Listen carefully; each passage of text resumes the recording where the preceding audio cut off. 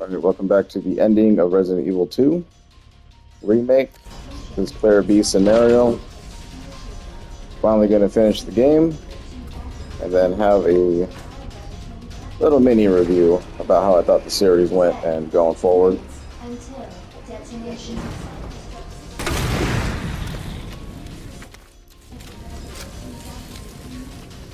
Sherry, run!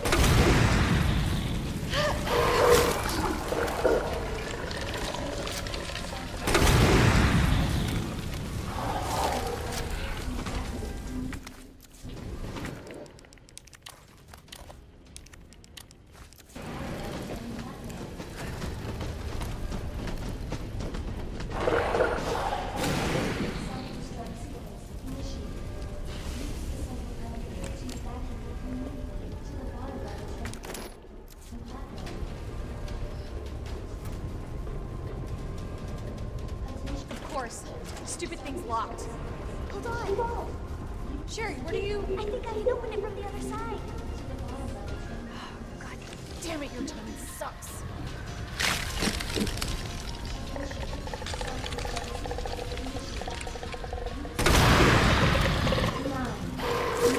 Until detonation.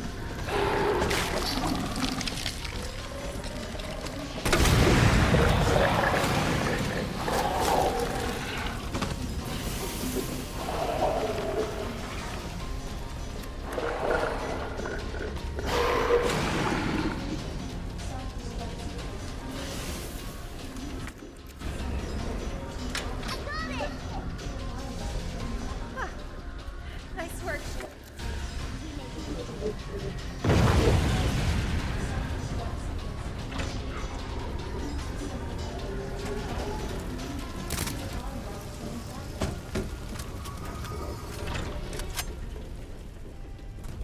Sherry, you hanging in there? I'm right behind you. Atta girl. Think we're almost out of here. Who's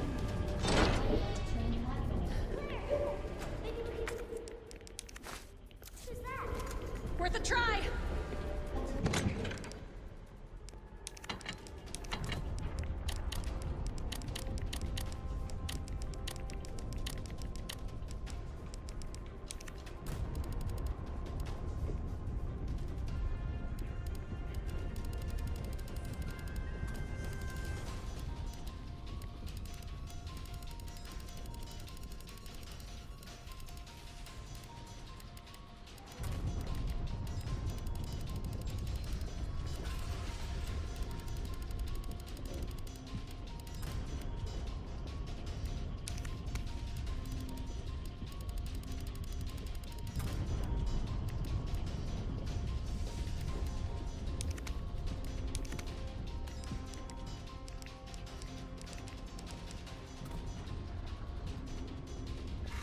Eight minutes. Until detonation.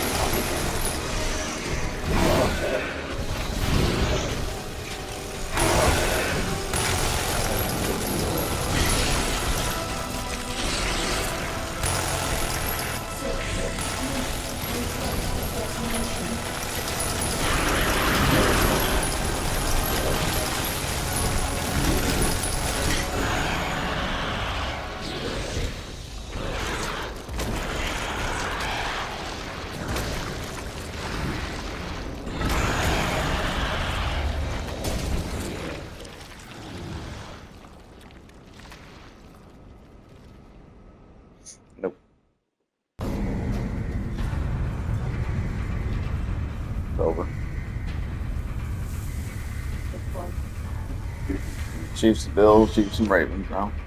Claire! It's okay. They might be going back. We're getting out of here. Great.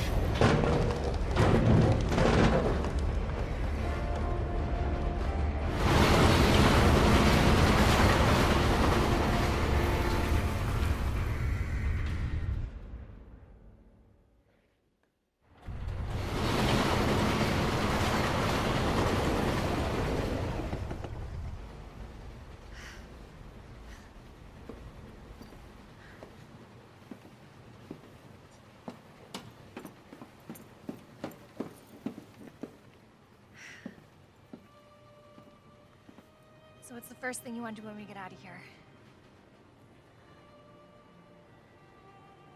I want to see where you live. Good. I take a shower. Yeah. Really? That bad? Oh yeah. Claire! Leon! It's so good to see you. I told you we'd make it, didn't I? You did. Who's this? This is Sherry.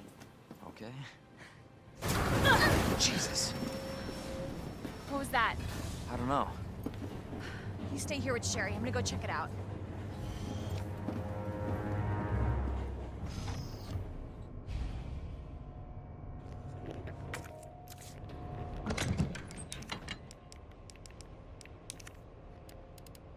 And then pretty much all your rounds. Everything and anything you got for this fight.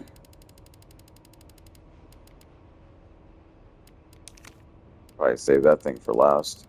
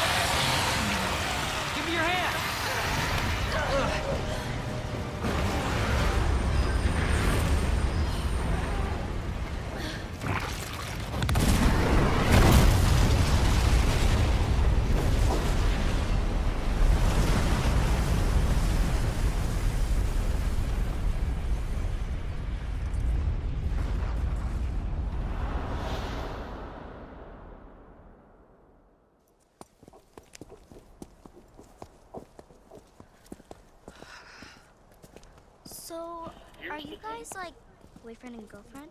No, we're just. Oh, we actually just met last night. Yeah. That would have been one hell of a first date, though. Yeah, you have no idea. Look! He might be able to give us a ride. What if it's not just the city? Get Sherry out of here. Come on.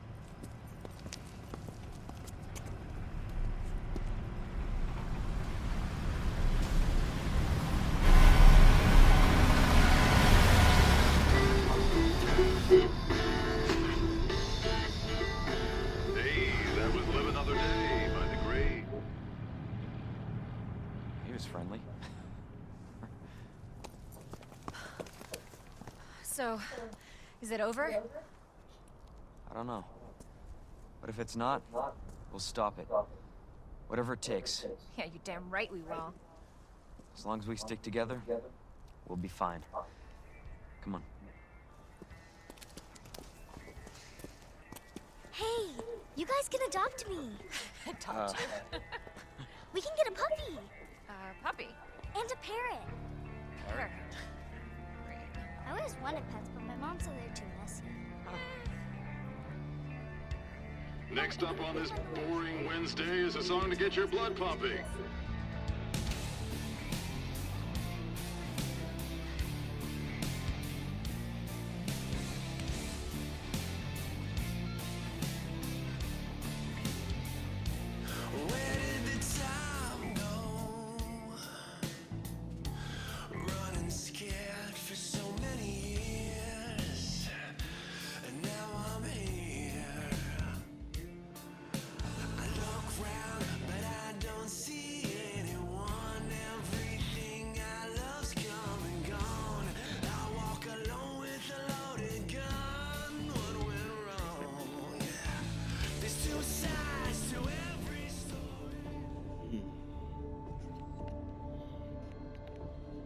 And each time was shorter and shorter and shorter, so you see how much repetition plays into this game.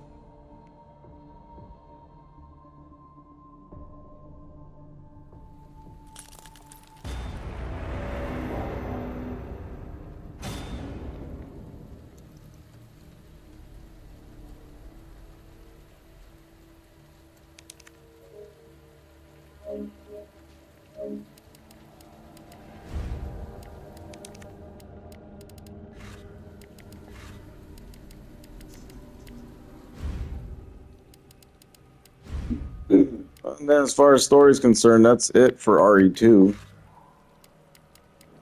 Like I said, the game's largely just repeat.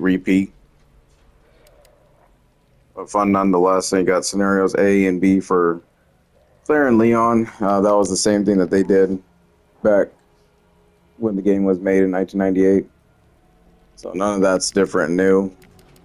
How it's played is completely different, though, because we're, over the shoulder, third-person view, while instead of the tank controls and fixed camera angles and stuff like that from the older generation. And when I say older generation, I mean we polygons.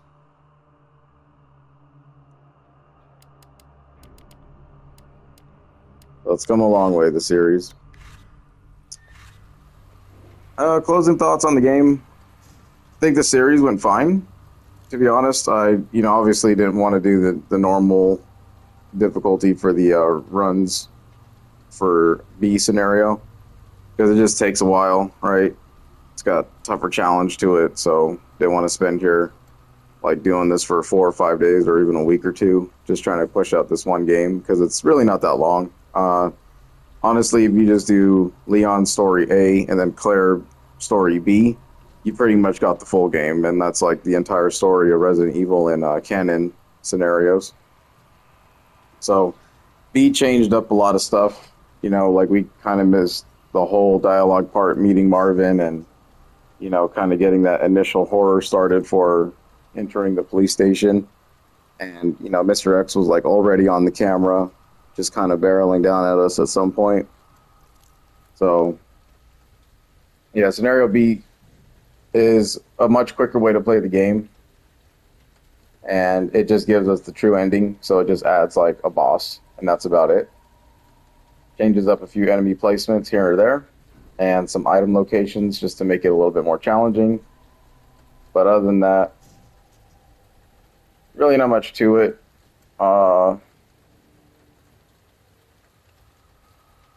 What they did with the remake was phenomenal, 5 years ago. And again, just a credit to what Resident Evil 7, basically saved the franchise and created this whole new system now where they kind of took assets from that game and put them into these newer games. So, back in 1998, we didn't have no crafting system or nothing like that. You just picked up random bullets and items from, different rooms or secret areas and stuff like that. Little sparkles on the ground here or there. And depending on the difficulty you played on, that's how many different bullets you would get. You play on easy, you would get like 20, 30 a pack, and then if you played on normal or hard, then you would get like, less than half of that sometimes. So, playing this game on hardcore, I've done that before. It's definitely a challenge. You got to really make sure you understand the map very well. Know your spots. The game is scripted in a lot of different ways, so you can kind of use that to your advantage as well. I think we kind of saw me like popping in and out of doors every now and again to check, to see if a zombie could actually like follow me through it. And then if not, then just take pop shots at them until they drop, or, hopefully you get a lucky crit or something like that, and then pop their heads. The Mr. X chase sequence stuff was really good. I'm glad they added that. It's pretty much Jack Baker from 7.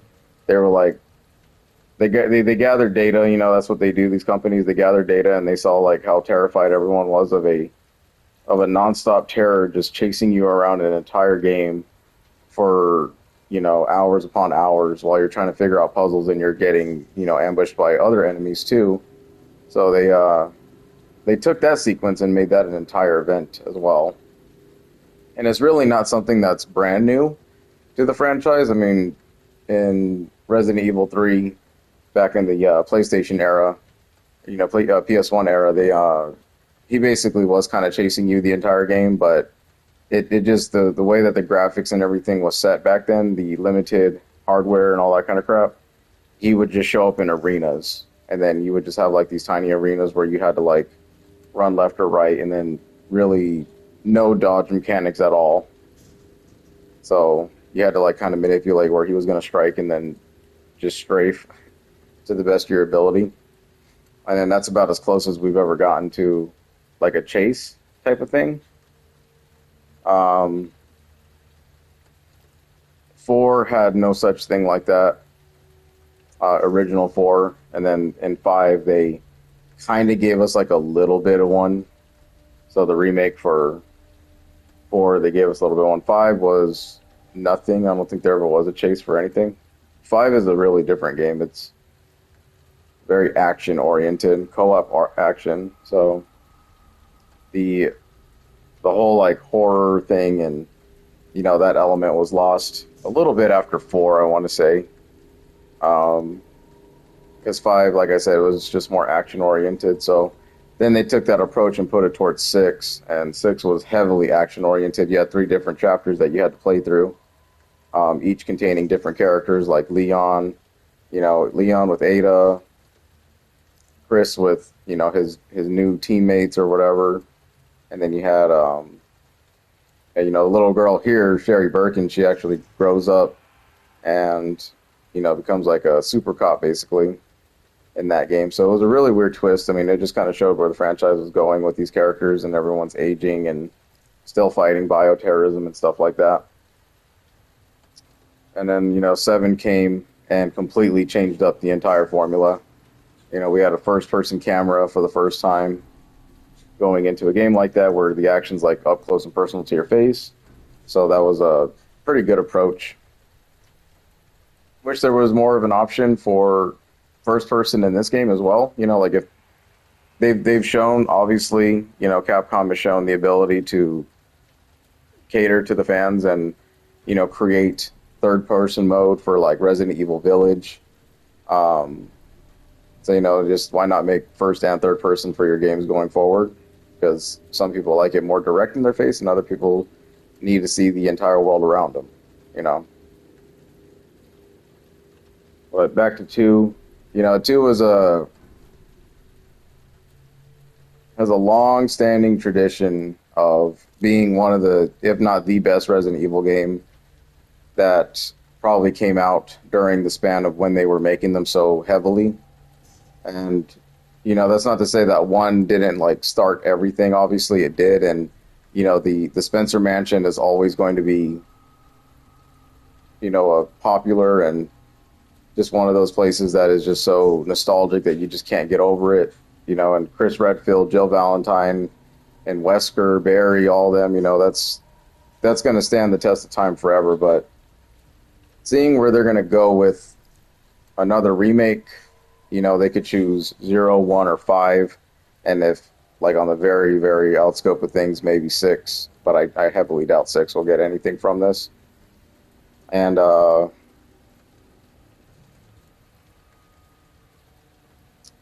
if not, then we're gonna just jump straight into Resident Evil 9, and we don't know what story is gonna go from there because I don't want to spoil too much, because once we get to the games, we'll see how the story progresses from that point. Because 7 and 8 are tied together, but it's a completely different character. It has really nothing to do with most of our heroes anyway that we know from the original games. So, they, like I said, they did a great job.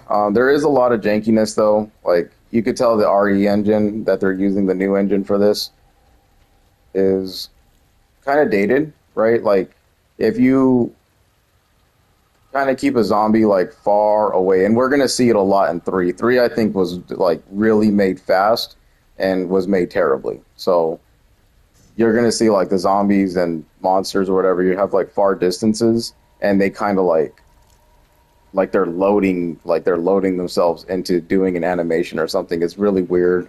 They look like little, like, robots and stuff like that. So every now and again you can see it in 2, but most of the time they are pretty much up close and personal to your face, so it's not as noticeable. And like I said, it's graphically it's definitely an improvement. Obviously, definitely an improvement over polygons and square boxes and stuff like that. The future of the franchise is definitely going forward. They have some extra modes here, and I played a little bit of these before, and some of them I've never even touched at all. Like, I've never done whatever this is. Then I don't think I've ever played the Forgotten Soldier. But I did the Fourth Survivor, which is basically Hunk. He's one of those characters that just continues to come back for whatever reason, like in Mercenaries and stuff like that. Game modes for other Resident Evil games. No Time to Mourn, that was kind of a crazy one. I mean, you play as Kendo for a little bit, and the objective of these ones are just basically to get to, like, you start somewhere and then you got to end somewhere, and that's it. And it's just like how fast you can do it. You get swarmed by You get pretty much swarmed by zombies and monsters from the entire game, like the whole way through. And it's more a lesson of, like, learning how to kind of traverse the landscape with all different types of shit just coming at you left and right. So it's just, extra modes, nothing really story-wise to be gained from it. I mean, I guess in Runaway, we might see why she ended up on his taxidermy table. I'm not really sure who she is. He's, just taking revenge out because his daughter obviously turned and his wife died to this stuff. Don't know who this guy is. And this one's alright. You start, like, in the sewers and you have to work your way out of the police station. It's actually pretty crazy because there's, like, hordes of zombies all throughout the entire police station.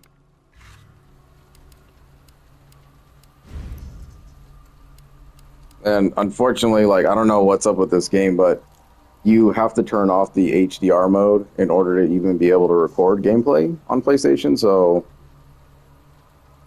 from what I've seen, on the video, just looking back on things. It looks like it's going to come out just fine, though.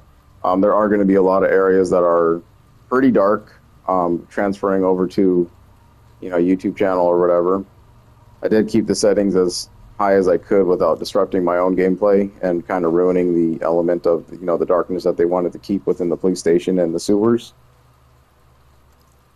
So if it's out too dark, then, I mean, that's just how these Resident Evil games go. 3 is probably going to be really bad, too, with the lighting. And then I know 4 was having a tremendous hard time in the beginning of its life cycle, for the remake at least. But that's what these games are. I mean, it's Resident Evil, right? It's long-standing survival horror tradition, and, you got to play in the darkness. That's pretty much the name of the game. It's meant to scare you. It's meant to spook you. Gameplay-wise, the zombies are phenomenal. Their movements are definitely that of, like, what you would think a zombie would kind of move and act like, if they ever had the opportunity to kind of do what they had to do.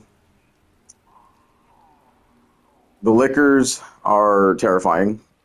They've always been terrifying. But this time around, you actually get a chance to kind of avoid them. Like, you don't have to unnecessarily take them on like you did in the original, because it didn't matter if you were walking or not. They were chasing you, and you were going to fight them. And there was just no way out of it. So this one, you can kind of sidestep them. You touch them, they attack you. You run, you sprint. It just adds like a whole new another element to the game where you have to like really be careful, pick and choose how you move throughout the map without just kind of rushing into a zone and getting eaten or whatever. And there's a couple times, where I pop through a door and the zombie would just be chilling in the corner and grabs you right from behind. So there's a lot of element of surprise in that. You might have thought that you killed it, and then it doesn't die. It just kind of gets up and wanders away somewhere else. So that's pretty cool too, because they definitely never did that in the original. They just would die on spot. And then, like, yeah, they would get back up every now and again, but then you would have like a visual cue, which was a blood pool underneath them to tell you that that monster, that zombie had actually like died for like the entire game. And then in this one, there's really no visual cue unless you kind of slice away at them and break their legs or arms. And even then, they kind of just still get up and crawl or, whatever the case might be. Mr. X, very terrifying. Like I said, in more recent parts, a lot of people turned their games off and they were just not about having to deal with somebody chasing them through the police station. And I thought that was hilarious to watch and see. I know he can be very, he just kind of pops in and out of doors and you're just like, holy shit, what am I supposed to do? And I mean, in the beginning, when I first played this, like, it was pretty rough. Like, I had to learn how to deal with him, and when you don't know how to play the game and you're just like, okay, I'm going basically off, like, my knowledge of the prior game, which is completely not a one-for-one. Like, this whole thing is really changed up. He has that element of fear where you're just like, where are you coming from? What's the corner I can pick? And, where are my safety rooms and stuff like that? So, phenomenal job with, having a chase enemy like him, kind of just the thundering footsteps above you and just, really making apparent that, like, you are not alone in this place and this dude's going to just mess you up. And luckily enough, I don't think I was hit one time throughout the entire run, through all 4 playthroughs. I know he grabbed me as Leon, like he grabbed me in the little photocopier room or whatever that was, and but I got away with, stabbing him in the arm with my knife. So the defensive items, I'm really glad they maintained that, because you're just bound to get grabbed. You're going to get jumped on, you're going to get grabbed. So, utilize those to the best of your ability. Now, like, if you get grabbed, like, every single room, I would probably just reanalyze your play style a little bit and then just kind of figure out how not to get grabbed like that, because you don't want to use all your items, in, like, the very first area of the game. Otherwise, you're going to be struggling in the mid and the ending. But you've seen that they're very generous about dropping things. You have to go out of your way to kind of explore a little bit. And the more you explore, every room has like a reward to it. So that's also very nice. That's kind of been the staple of Resident Evil since, the dawn of time. And then it wasn't introduced until much later games, like 4, 5, and 6 and on, where like if you defeat enemies, you actually get items from them. So there was more of a reward for fighting them rather than running away. Because like 0, 1, and 2, and 3 all teach you to kind of like not engage as much as you can because you have to save your inventory. You need bullets for the bosses and all that kind of stuff. So this game kind of like lets you do whatever you want. I mean, if you want to sit there and take on the whole room and you want to be master headshotter and get all the zombies down, then do it. Or if you think you can sidestep something or, kind of walk around a desk and let them follow you and then bunch them up, throw a grenade, blow them all to hell, then you can do that too. Or you can just straight up take trick them to one side and then just run away and never go back to that room again type of thing. So many different play styles for sure. There's some choke points though, you do have to kind of engage with some things in the environment and enemies will kind of cut you off. But you have to like kind of quick react, otherwise you're just going to get, chewed on and whatnot.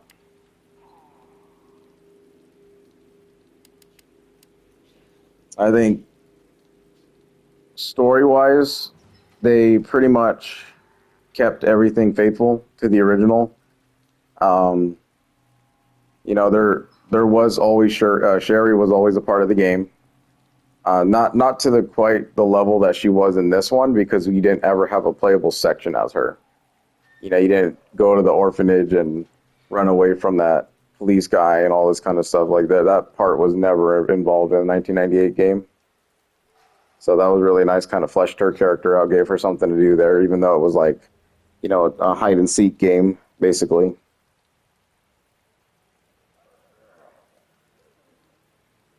Then more backstory on the characters that we come across, like, Ada's always been a mystery character, and then she kind of like just comes in, and if you played all the games, then you know what Ada's all about. But she's over here faking being the FBI and tricking Leon. He's a rookie cop. Claire's just looking for her brother. And then they just kind of jump into this nightmare. We have that reporter guy that was sitting down there. He was in the original too. He was just, I don't think he was depicted like that though. Not from what I remember, at least. It was a lot more different. The tone, the language that they use, it's very highly vulgar, obviously, but I mean, when you're living in a state of like, this is the ending of mankind, basically, like it's apocalyptic as hell. You got zombies running around a police station, and anything's going to come flooding out of your mouth, I guess. So I think they did pretty good. I mean, there's not a whole lot of dialogue in the game. Like, it's very much a story, but it's not like, a high action pack kind of story. It's just, oh, hey, we're here again, and then boom, something happens crazily, and then zombies come pouring out of places. And then now you have to survive it.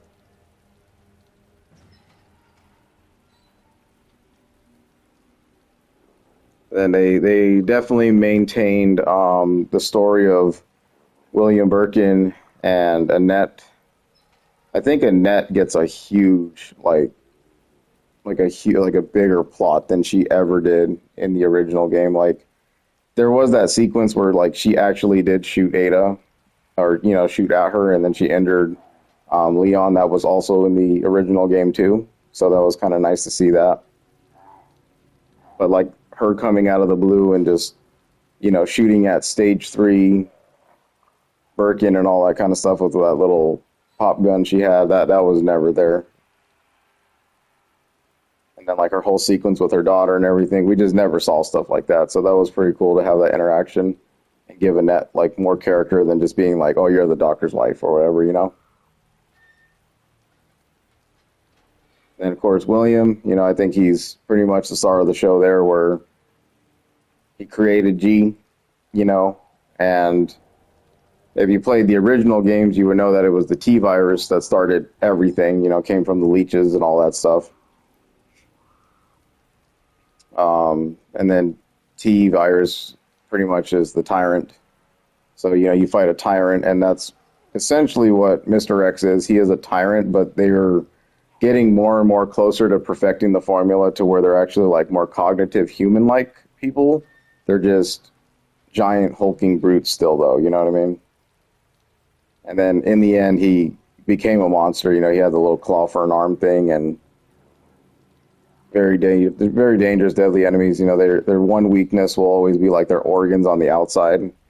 Yeah, they have all those little sprawling eyeballs that just come popping out of their bodies. That's been their weak point their entire life. So, yeah, it's definitely a weird take on a virus and parasites and organisms and stuff like that.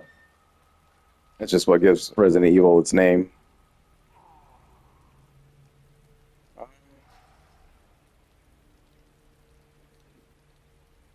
As far as story stuff concerned, though, that's about it. They didn't really change anything else. There was, like in the original, there was that giant sequence where you had to play through the B scenario in order to fight Birkin the final time on the train. They just did it in a much cooler way because, he's like engulfing the entire train and you have to like just waste all your bullets on him.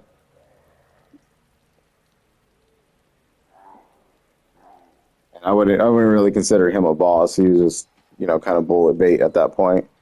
The two true bosses are, obviously the Mr. X Tyrant version and William Birkin when he becomes like stage 4.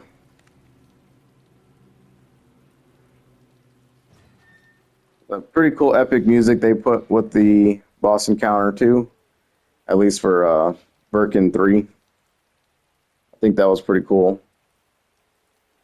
Boss fights in Resident Evil 2 are kind of ass. I'm not gonna lie. Like, they're not that great because there's no way to really dodge their hits. Like there are those no hit runs or whatever, but how often you can actually pull it off is pretty difficult.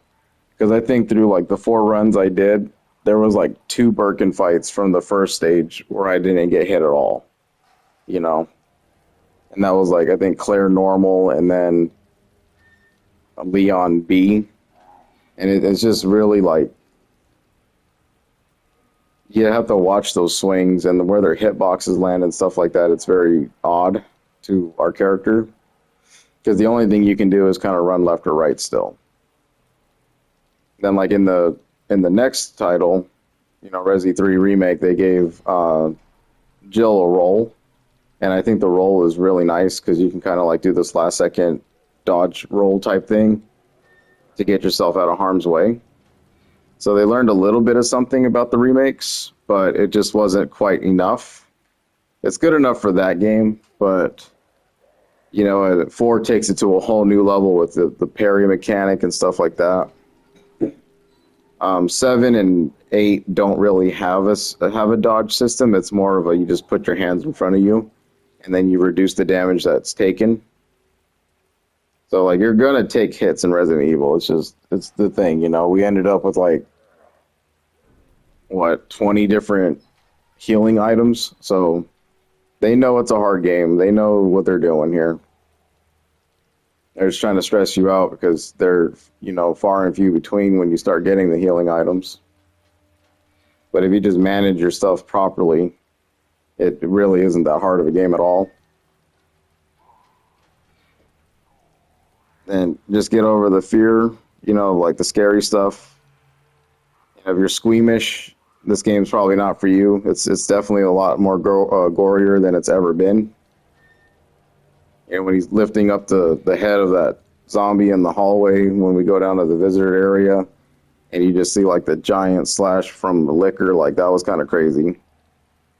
Then they got the bodies being snapped everywhere. You got zombies piling on each other, eating each other. Like, you got some good stuff in here, And then the explosions. They blew up Tyrant with a rocket launcher and just got like half his body just kind of walking around and then he just drops. Birkin, you waste him with the minigun, and then he just blows up too and just drops. Sewers suck. The sewers are terrible.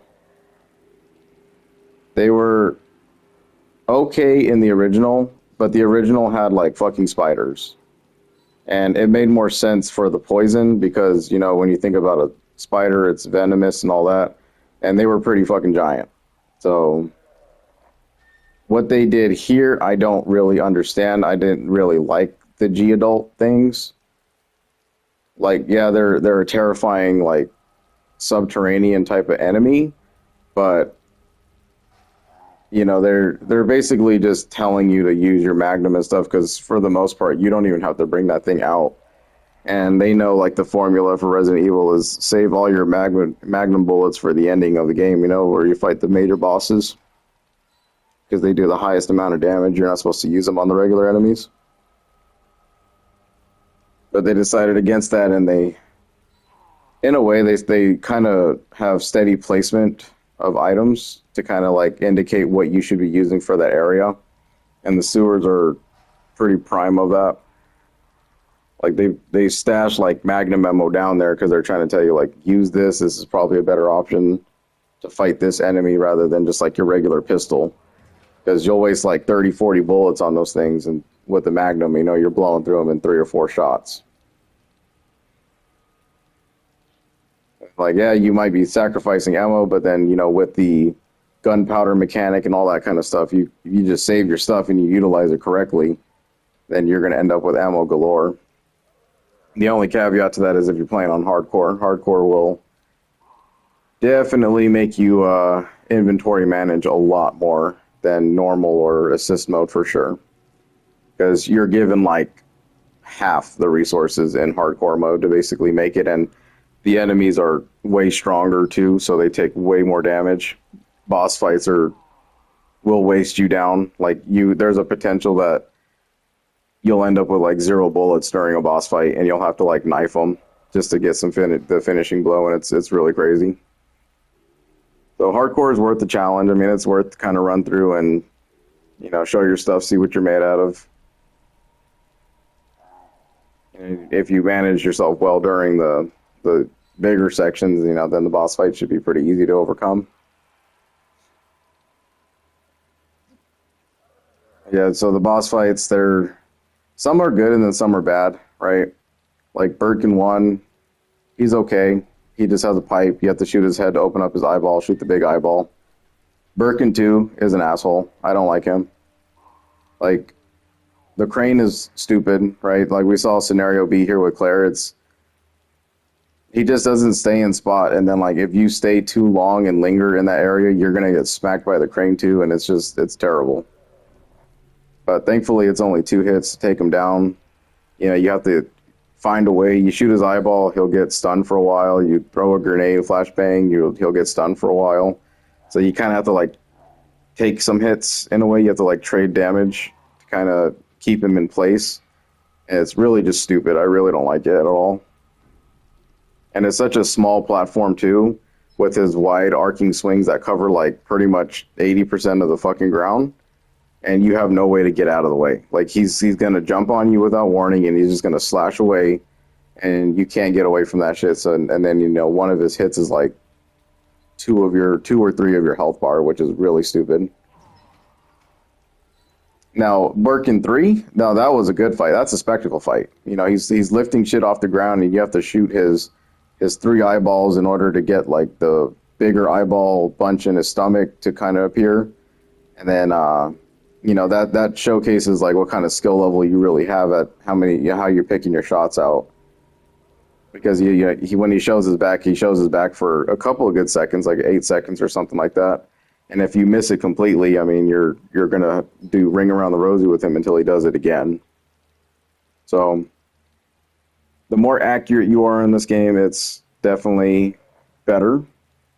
And that's why they give you the sensitivity option. So just kind of work with whatever you got. I think when I played the PC version, I was definitely like way more accurate. It's just something about the mouse just feels better, I guess, than twin sticks and all that kind of stuff. But even then, I think accuracy in this game, like when I look back on the videos, it wasn't really that bad at all. Like I missed a few shots here and there just from like panic rush, but I wasn't like all over the place just spray and play. You know, I was getting them towards the head and stuff like that. And I think if you're really struggling with shots, I mean, you can shoot them in the legs too. You shoot them in the body, kind of put them down. It won't like do as much damage as the head, and you don't have like that critical chance or anything, but at least you can get them down and, you know, run past them if you're never going to go back to that room ever again. And then the game is just trial and error, you know? Like, if you see a room that you probably could have used a grenade in to save you like 20 bullets, just reload your save. Who cares? It's a single player game. Play it the way you want to play it. There's no judgment. And then, you know, take a grenade in that room, bunch them up, throw it, and then that's it. You know, save yourself 20 bullets, use one grenade. You get plenty of them at the end game. So,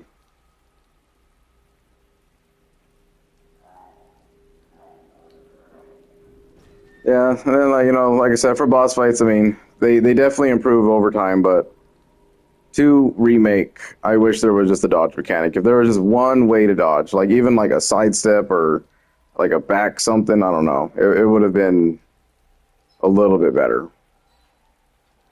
Because every time I fight a boss in this game, I'm just kind of like dreading it, knowing that I have to like run in circles and then just kind of like really quickly shoot and then just, you know, hold back on the stick and then press circle for my my 180-degree turn, and then just run in a direction and then just wait until they open up again. So, not the best mechanic for sure. Really no skill involved with that other than just getting your shots on target. And usually their giant eyeballs are really hard to miss anyway, so.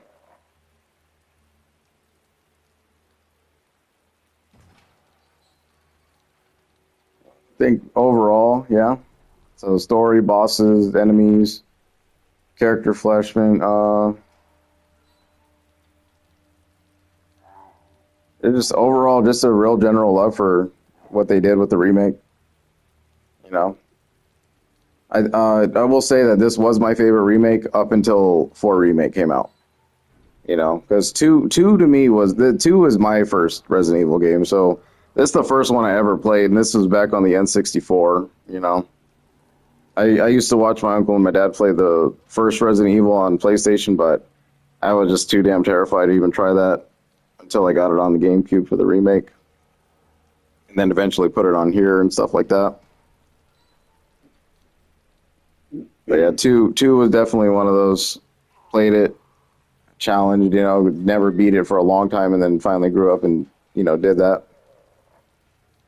So 2 will always hold that special place as like the first, but 4 just did everything right. You know, did everything better in a sense. Yeah, the laser system with the gun, and, you know, bring back Leon and his little quips that he likes to do.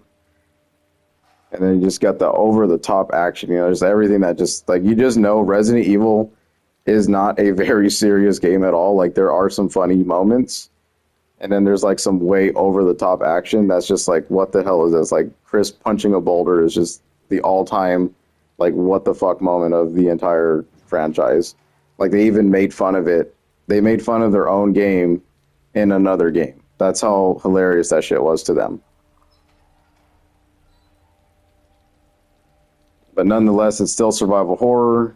You know, it leads the way, it paves the way for a lot of these upstart games that are starting to come out trying to copy the formula, but just can't get it right, you know? This isn't like you can't just build an electric sword and then run around and just kind of slice limbs off and shit like that and then go rest at like some safety haven or anything like that. Like this is true survival horror to its finest. Like, you got a certain amount of bullets, a certain amount of heals. You know, you get hit like 2-3 times and you're done. The bosses are fucking outrageous. So yeah, they definitely, when you think of survival horror, you're always going to Resident Evil, you know? That's just the way it's going to be. And And then they capture the essence of 2, very nicely here, and I really appreciate that. So whatever they choose to do, if it's a 0 remake, if it's a 1 remake, if it's 5, if it's, for God's sake, 6, or if they just straight up jump to 9, I mean, we're here for it. We're going to do it. But, next up is Jill's story. We got the Tyrant, Nemesis. Nemesis is coming up. So I think he's really, really famous for his line, his one and only line that he ever says. We're going to hear that a lot coming up. And then just kind of like looking forward and foreshadowing 3. 3 is probably my least practiced game. I only played it like 2 times, and that was just for a couple achievements or whatever and stuff like that. So I do know the route. I remember the game for the most part, so it shouldn't be too bad. I just hate that they cut so much content. Like, we'll talk about the content that they cut when we get to it, because I feel like Resident Evil 3 should have been definitely within the 12-hour frame and not like subpar 2. Because you can walk in that game and beat it under 3 hours. It is that short. Like, you don't sprint at all, you know what I mean? And that's about it. Because like 3 tried to be focused more on like an action-y type thing more than it did the survival horror, like 1 and 2 were basically. But the 3 remake, it's really different, especially with one section when you play as a different character, and yeah, you're basically just fucking Rambo at that point. So it's kind of hilarious, to be honest. There's a lot of wrongs with 3 for sure, but the only saving grace that game had was Nemesis. Like, I think they did Nemesis so good to the point like where that right there needs to be like the standard of bosses going forward. And I think they did capture that really well with 7 and 8. They really captured the bosses in that game's pretty good. But like Nemesis, for I want to say like the first 3 is, he's definitely the top tier, like S tier type of boss that you'll always have memories of, and they just did him supreme justice by giving him more of the floor. He was definitely, I think he was more of a star of the show than Jill was, to be honest, because he had all these different forms and shit like that, and it's just terrifying. The dude's just fucking terrifying. He's out there just transforming zombies in front of you, and you're just having to deal with more of his bullshit. It's insane. But we'll get to 3 next time. Thanks for watching the journey. 27-parter this one's going to be. So Leon A, then it was Claire A, and then Leon B, and then Claire B. So you can watch them in order. I'll try to title them differently if you're like interested in one thing. I did end up like picking up everything in each run, so there's definitely not a limit on a 100%. Kind of. Definitely not going to platinum this game. It's just it's asking for too much. You have different challenges you have to do, and essentially you have to run the game like, I don't know. Like it looks like way more than just the 4 times, to be honest. And you have to like specifically hit each challenge. Like, don't open the box. Don't use heal items. Don't use herbs or anything like that. Like, that just sounds like some bullshit that I'm not willing to do. I poured everything I had into 4 Remake to get that platinum, and yeah, that was also a very big challenge too, so not really motivated to platinum 2 at all. 3, I was like 4 trophies away, but I'm not playing Inferno mode, so fuck that. It's not that fun. It's very challenging, but it's really not that fun. So again, thanks for sticking around. Resident Evil 2 Remake. Probably be the last time I ever probably see the game, to be honest with you. Because there's really not much to do with it after this, other than just achievement hunt. And I mean, I love the game for what it is, but you know, now it's time to probably set it back for another 5 or 6 years, and you know, let's see where the franchise is going forward from here. And for me personally, I'm hoping just for another remake. You know, I don't really know if I'm ready to jump into 9 just yet because I'm still trying to digest what Village even was, and you know that story as well. And I'm kind of afraid of where they're going to go forward, to be honest, because I don't want to start seeing these characters go away. And that would suck. You know, being a lifelong fan of Resident Evil, you just don't want to see stuff like that. So, but if it happens, it happens.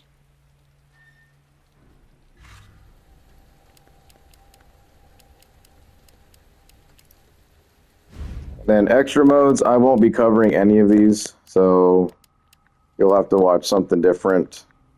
Just because I'm not interested in these things. I've watched them on YouTube before, and like I said, they're just runs, so it's not really anything special.